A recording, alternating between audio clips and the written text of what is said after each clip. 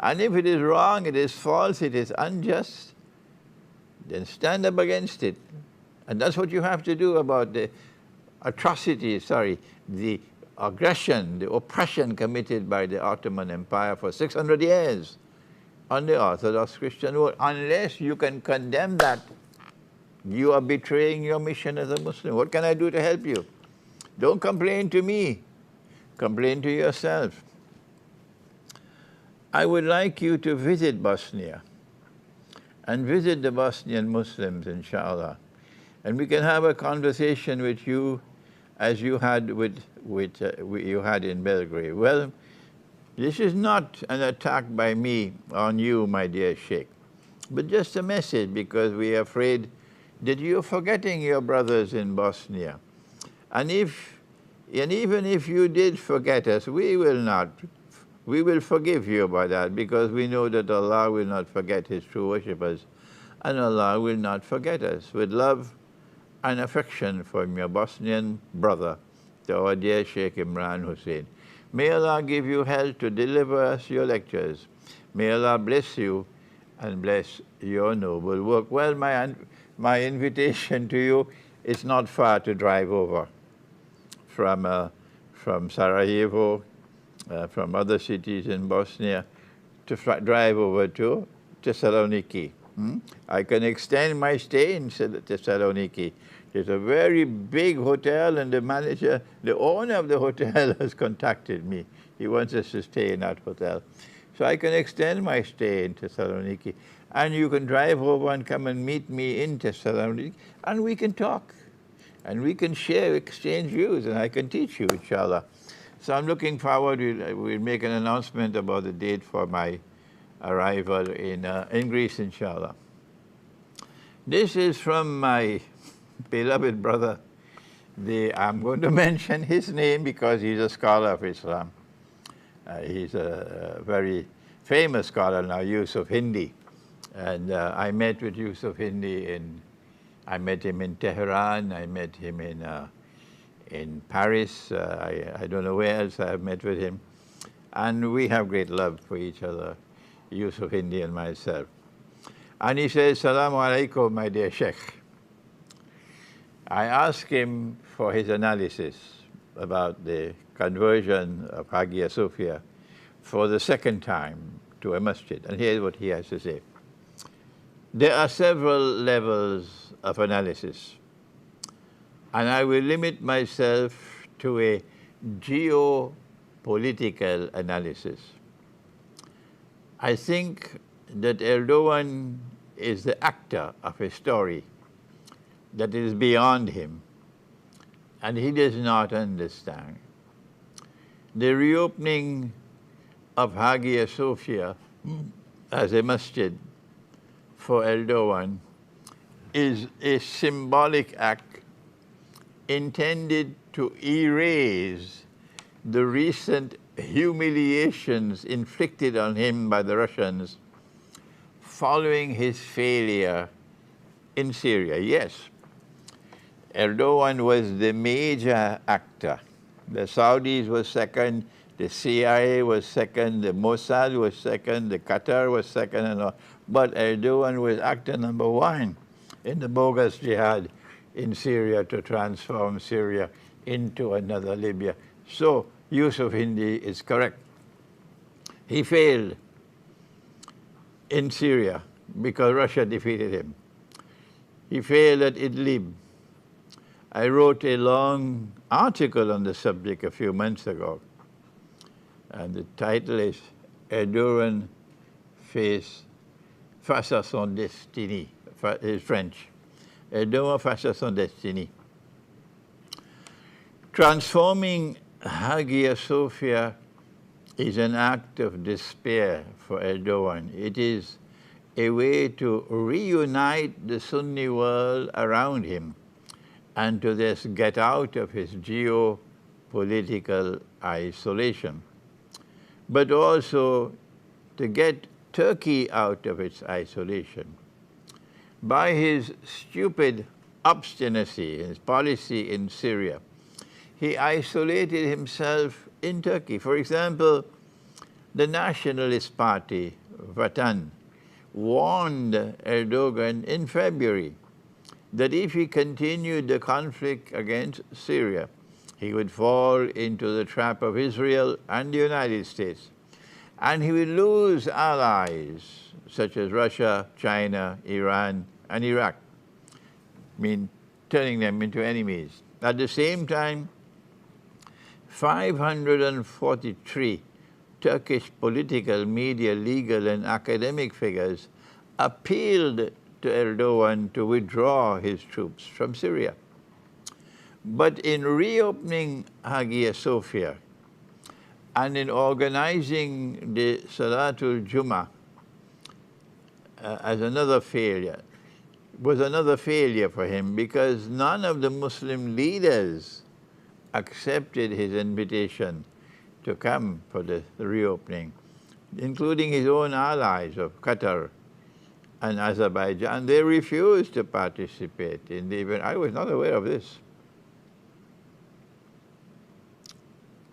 Therefore, I have been writing in my articles on Erdogan's Turkey, as I have been writing in my articles on Erdogan's Turkey for the last 4 to 5 years, his new anti-Russian, anti-Orthodox act is digging his grave a little deeper.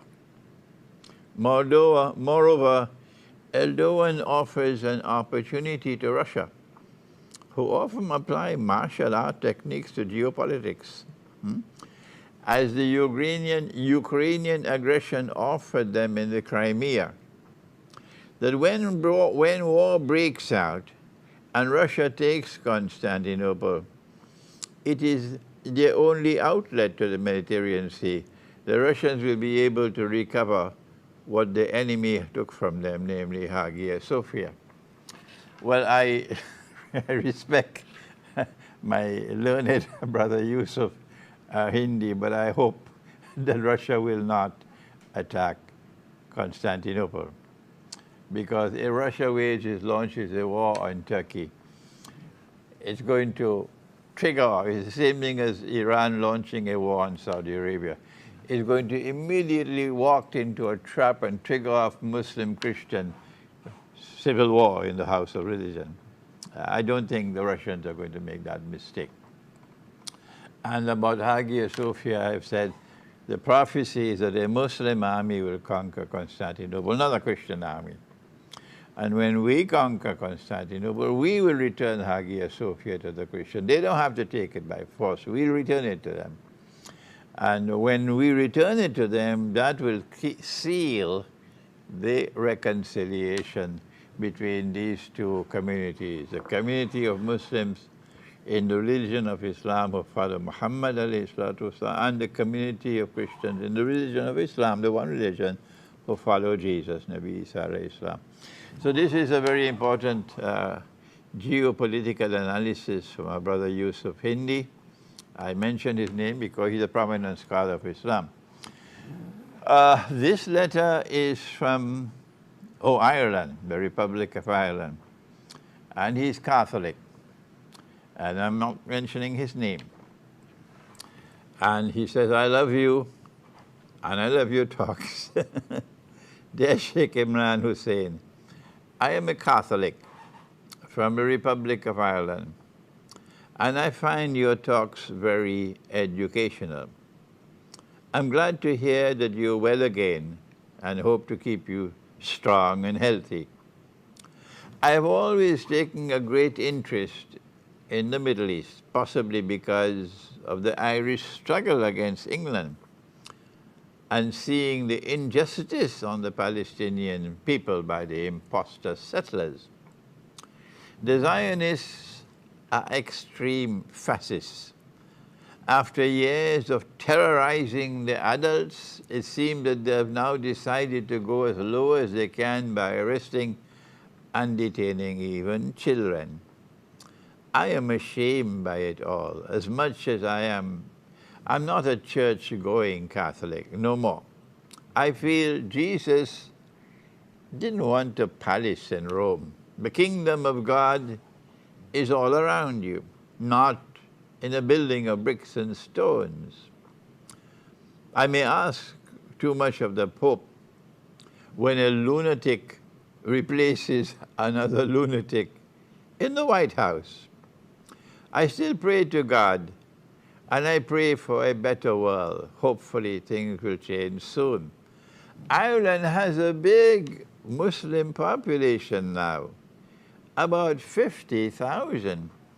And it's brilliant to see. Of course, I say peace be upon you in Arabic, Assalamu Alaikum, when I pass my new brothers and sisters. It always brings a smile and a blessing in return. I've taken enough of your time, so I await your YouTube talks. Stay well, and thank you. This is our brother, Catholic brother from Ireland. The next letter is from Greece, from an Orthodox Christian. I'm not going to mention his name, and I ask his permission to read out his letter.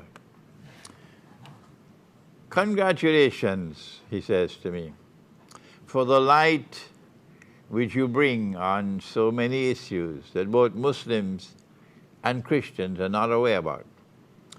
I am a Greek Orthodox Christian from Cyprus, and now I've managed to see the difference between Ottoman Islam and real Islam. I was watching your latest videos about Hagia Sophia and about the planned war that is going to follow, which is the conquest of Constantinople. I'm amazed on how prophecies from both religions about the coming events coincide. The same thing I found when I went to Moscow. I had dialogue in Moscow at the State University of Moscow, and I had a prominent Christian eschatologist sitting next to me. And I was fascinated by the commonality there was between our two eschatology. I understand that NATO is pushing things in one direction, and we know who are the NATO members. But what about Christian Greece?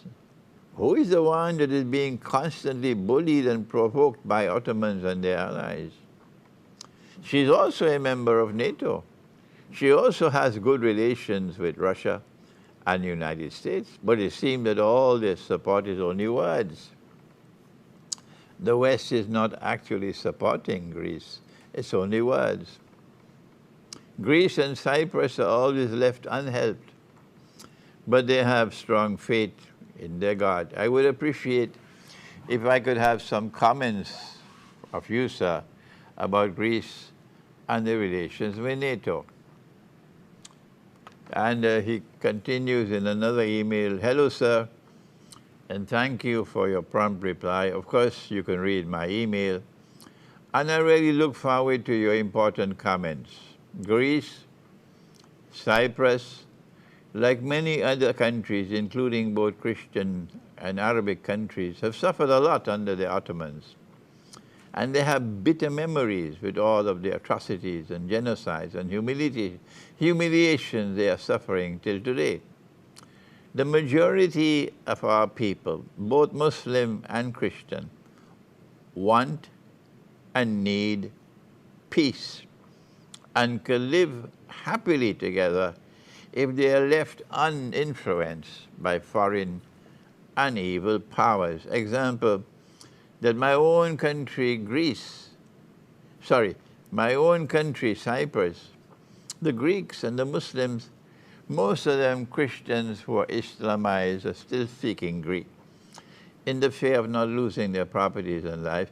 The Greeks and the Muslims live together. I prefer not use the word Greek, use the word Orthodox Christian. The Orthodox Christian and the Muslims live together and even share the same religious events like weddings and holy days, and respected each other. But their crime was that they asked to take their fate in their own hands, and they tried to send away British occupiers and reunite with the motherland. This is what the British applied with their divide and rule policy, so they could gain from their separation. So they planted the seeds of hate between Muslims and Christians, like they did in so many in the countries like India and Pakistan. This is where they invented the term Greek Cypriot and Turkish Cypriot. Cypriots were in a majority Orthodox Christians, 82%. And there was a minority of Muslims, Armenians, Catholics, Maronites. But like in all countries they have occupied, they have managed to divide the people.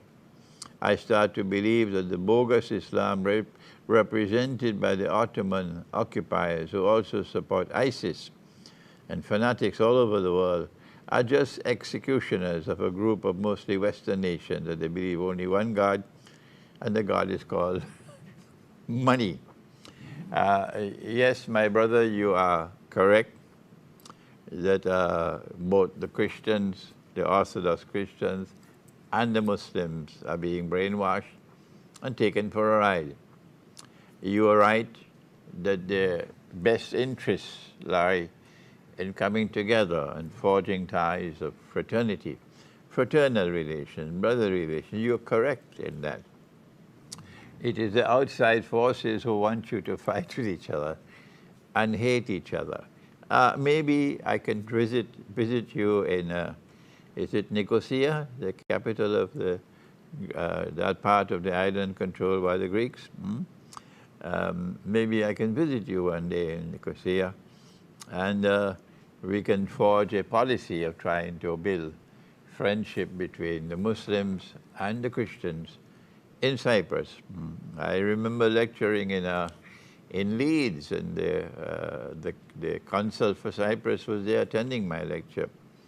And my best supporter in Leeds, my brother Dr. Marius Adamu, is Greek Cypriot, from Cyprus.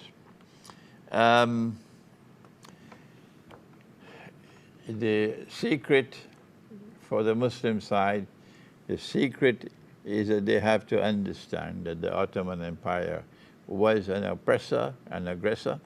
Once they recognize that, then it is possible for them to do what the Indian Muslims should have done a long time. That the Mughal Empire was precisely the same as the Ottoman Empire, played the same role. And they both left this bitter legacy behind them in India and in the Orthodox Christian world. So call a spade, and denounce the acts of oppression by the Mughal Empire and by the Ottoman Empire. Apologize to the Orthodox Christians for what they did to them, and to the Hindus for what the Mughals did to them by ruling over them. And then you are on the way to try to restore ties of fraternity. This one is from yet another Orthodox Christian, and I will not mention his name. And he says, it takes a wise man, Sheikh, godly words to calm the mind and avoid the conflict. Brother Imran, I see in you and in your words a hope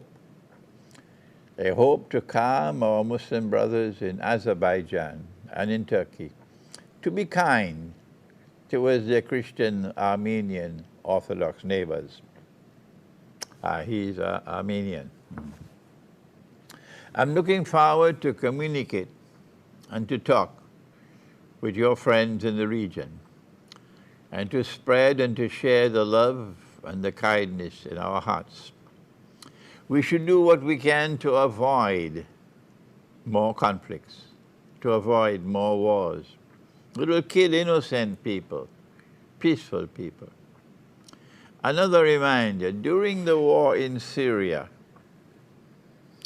President Obama stated, our red line is if the dictator Assad uses chemical weapons against his people, we will attack Syria. Guess what happened? A few weeks later, Erdogan supplied chemicals to Daesh around Damascus. Erdogan supplied the chemical weapons to Daesh, which is ISIS, around Damascus. And they staged a real chemical attack. And they killed many of the local Muslim children. And the hired white helmet made a video with the rescue team. The media, this is the fake news that President Trump calls fake news, they made a big noise with it. The State Department presented the situation to President Obama, and remember, he announced the preparation to attack Syria. One man gave him a call. One man gave him a call. If you are attacking Syria because of the chemical incident, I want to tell you, it was not President Assad who did it. We know who did it, and send him the evidence. I really appraised and I respected President Obama when he refrained from going to war as a result of that call. It takes a great man not to go to war. In my heart, I see your words and wisdom. They may make a difference and keep peace in the hearts of the Muslims in the troubled region of the Caucasus. I will be glad to write and talk to my peaceful Muslim brothers to work together and to look at the half-full cup with the hope of peace. Sincerely, and he mentions his name. Yes, this is a very nice email from an Armenian who is not resident in Armenia. Yes, I plan to make that trip of Zulkarnain, inshallah, from the Black Sea to the Caspian Sea and pass through Armenia one day, inshallah. Make dua that it may be possible. We are working to build friendship, reconciliation between the two people, the people of Armenia and the people of Azerbaijan. But there are others at the top who want war. The people who want peace, the leaders want war. Who will survive? Who will succeed? May Allah grant blessings to RFS.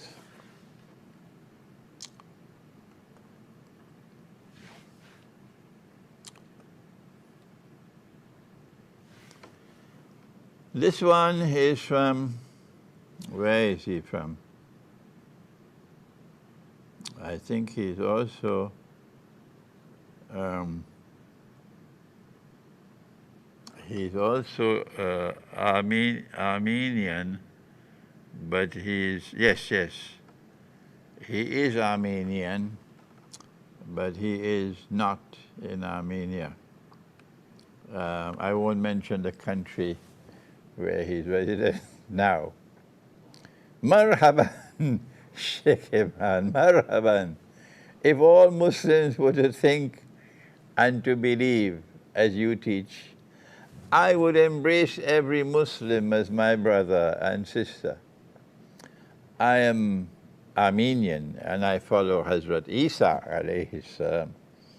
And I know one thing, if Hazrat Isa were here today, he would embrace you and he would kiss you.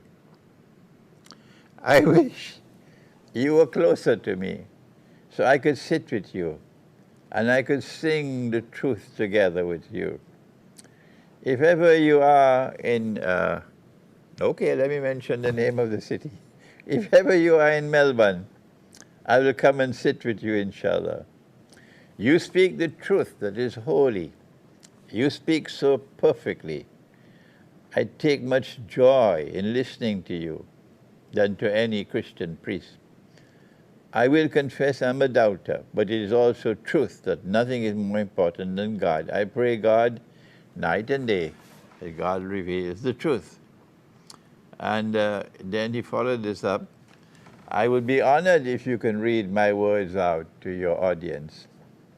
I write from the heart, and as such, I'm open to truth in the world. If the world would honor Islam, if the world would honor Islam in light of your words, all Christianity, except Santa Claus, would joyfully and lovingly embrace Islam as a sister. And this would be very good for her itself. Side by side, it would keep Christianity in her path. I look forward to seeing your next session. I pray one day soon I'm blessed to sit in front of you to bathe in the light of your words. God bless this honest, God bless all his honest and loving children. I won't mention the name. This is an Armenian. And now it's an Ethiopian, and he's Muslim. Assalamu alaikum wa rahmatullahi wa barakatuh. Dear Sheikh, my name is, and I won't mention his name, I am an Ethiopian Muslim and your student for the last few years. I want to ask you, what do you think of the relationship of Muslims and Ethiopian Orthodox Christians in Akhir Zaman? Because I do not hear you make mention of them in your lectures. Ethiopian Orthodox Christians are the most humble and the most sincere people you'll ever meet.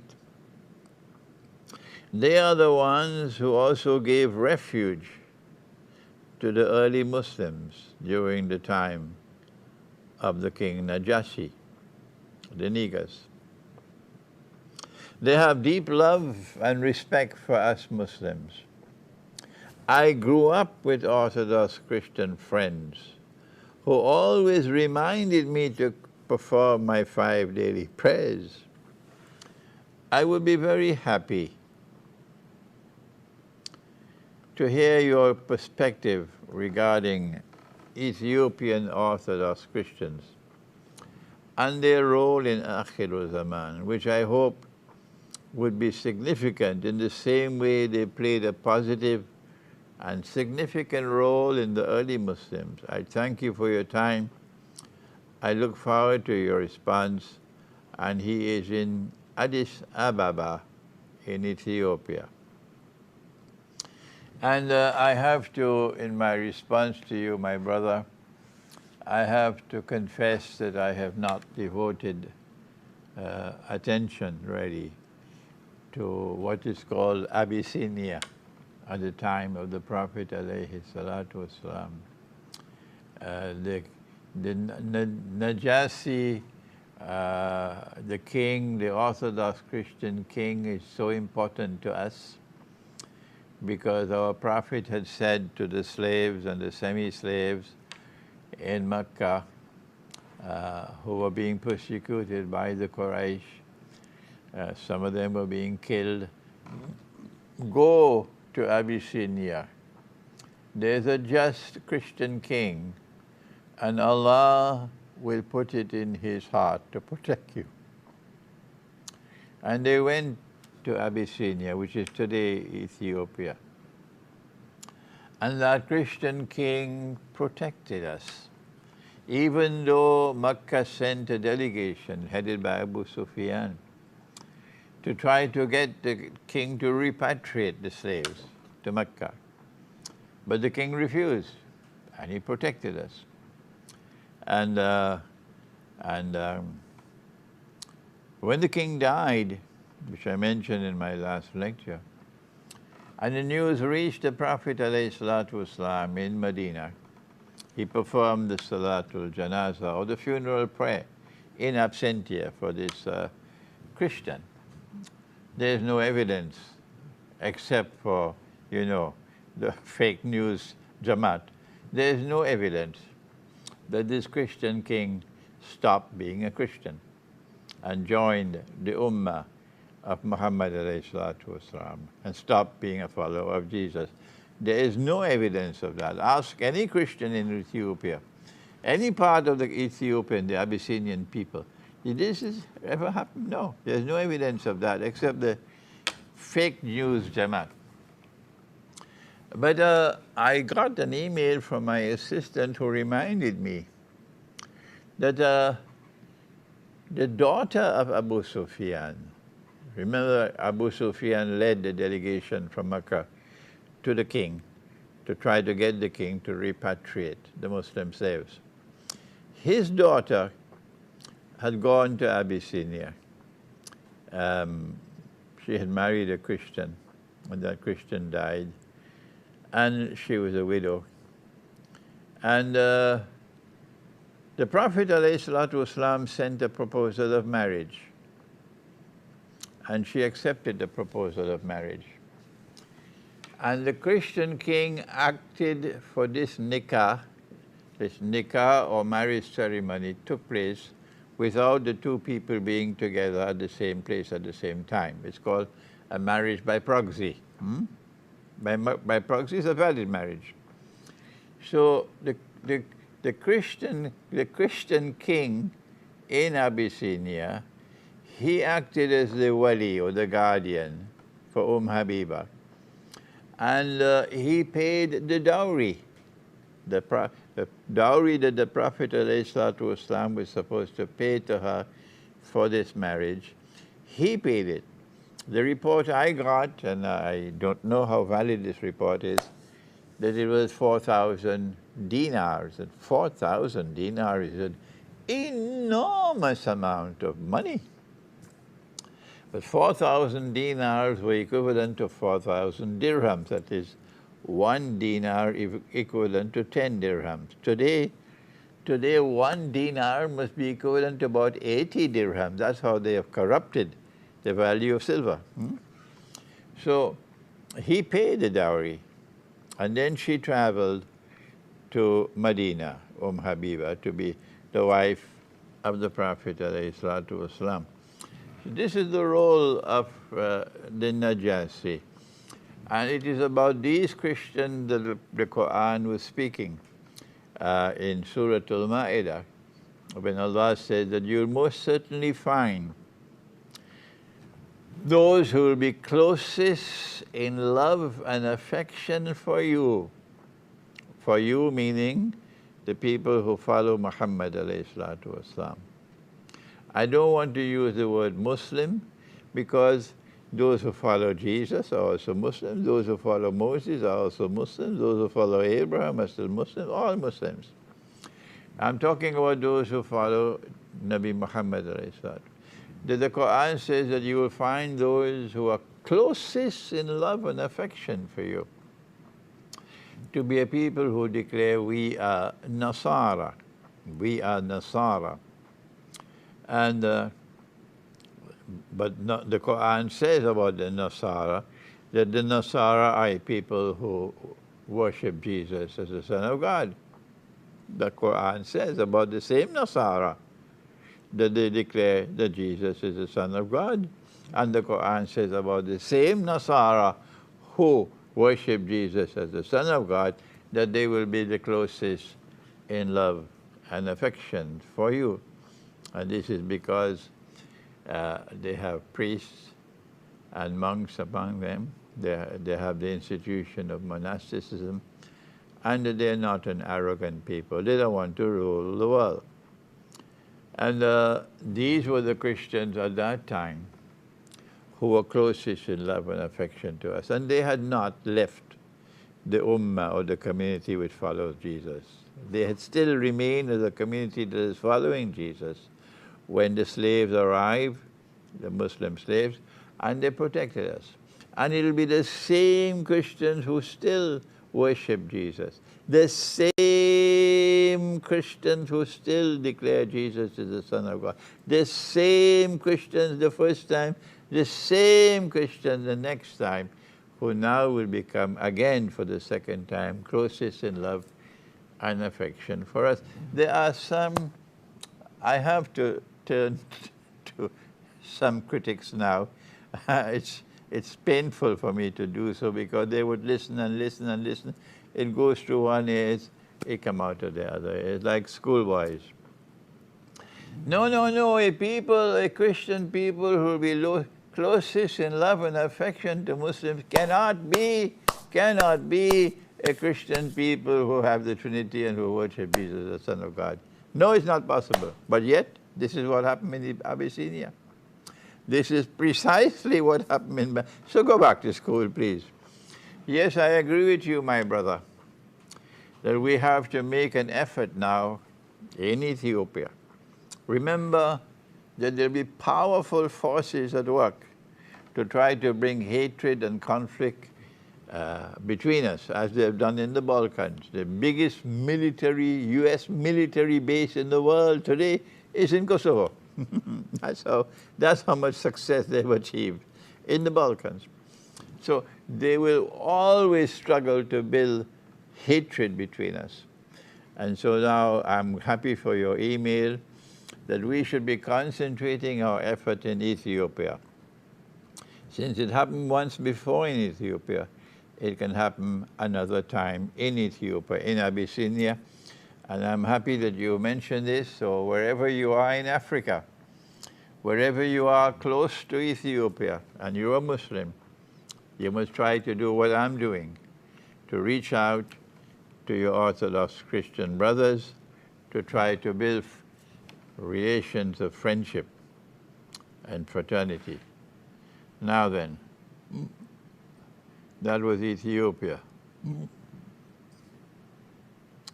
And who is this?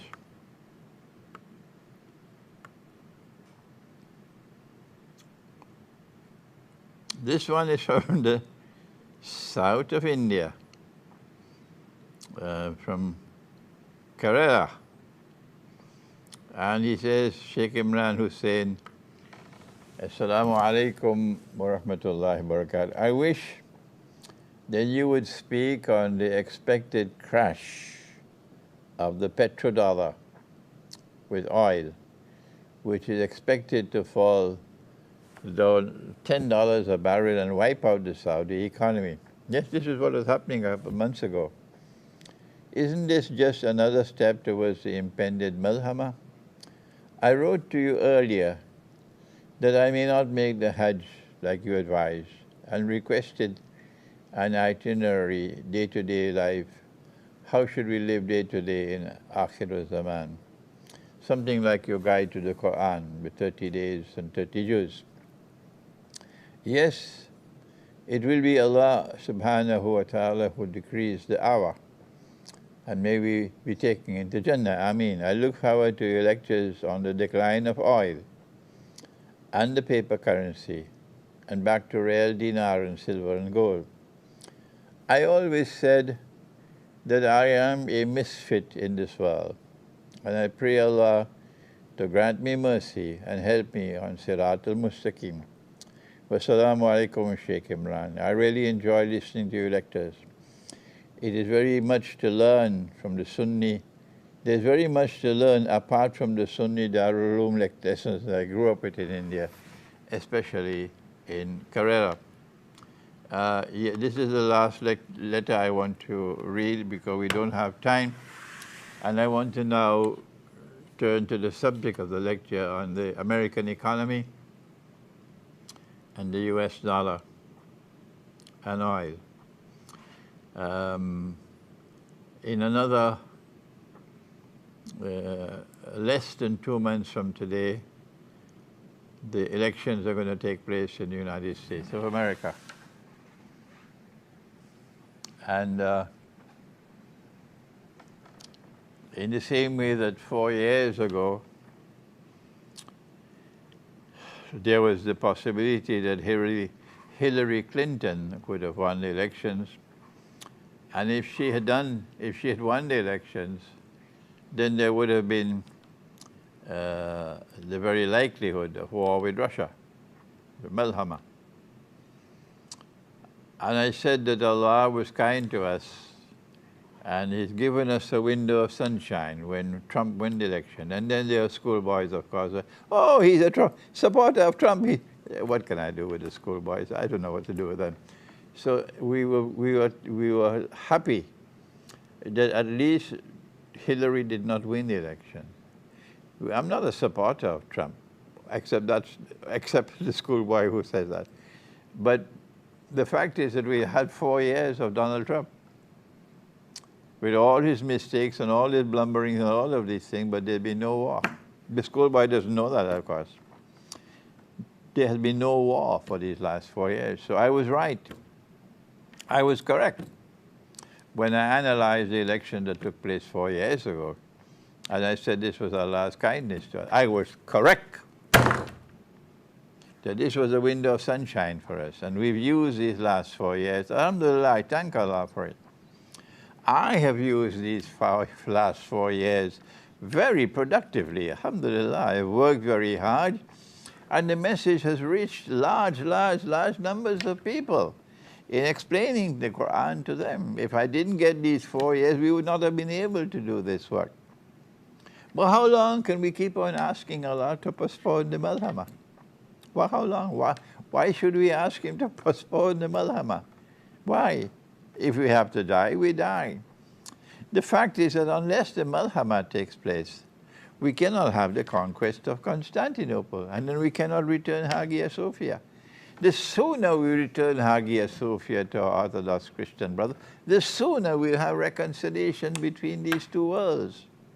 And so I am anticipating that Trump will lose the election in November. I'm anticipating that because they're really doing a hatchet job on him. And if he loses the election in November, then you know what's going to happen. And Biden takes over, and we're going to have the Malhama, and the US dollar will crash. And we pray that Allah might protect His servants. Thank you.